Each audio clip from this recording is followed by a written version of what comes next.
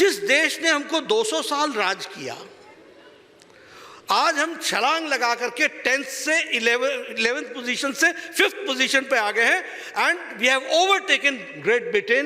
This we have to understand. And now it is projected not by us but by the economic organizations that by 2028 we will be number 3 economy in the world. This is it. अगर हम बात करें, अब देखिए opportunity, crisis को opportunity में convert कैसे किया जाता है, आपदा को अवसर में कैसे कन्वर्ट किया जाता है. पिछली 100 साल पहले जब कोरोना आया था तो बीमारी से ज्यादा लोग भूखमरी से मर गए थे. People had died because of hunger then the disease itself. तो प्रधानमंत्री मोदी जी ने कहा, प्रधानमंत्री गरीब कल्याण अन्न योजना में 80 crore people will be getting 5 kilo of wheat, 5 kilo paddy rice and 1 kilo pulse. ये हम देंगे, कोई भूखा नहीं सोएगा.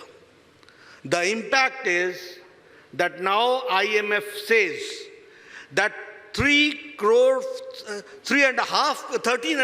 crore people have come out of the below poverty line, गरीबी की रेखा से ऊपर निकल आए हैं. ये आज इंटरनेशनल मॉनेटरी फंड का है.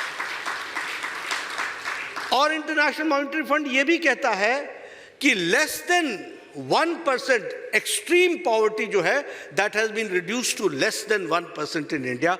ये हमारे सामने आता है.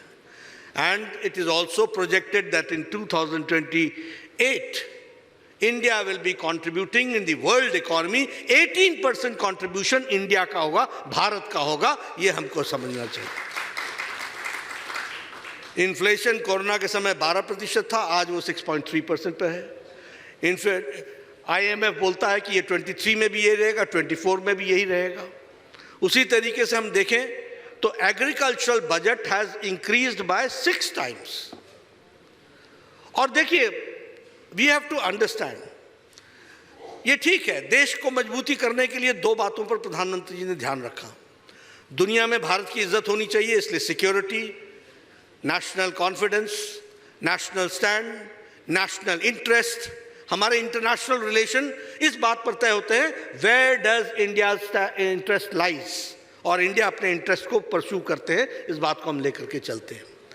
इसलिए G20 ये सब रहा, लेकिन PM ऑल्सो फोकस्ड ऑन गांव, गरीब, वंचित, पीड़ित, शोषित, दलित, महिला, युवा, किसान. इन सब को जब तक ये मजबूत नहीं होंगे तब तक देश मजबूत नहीं होगा. इसको हमको समझ लेना चाहिए.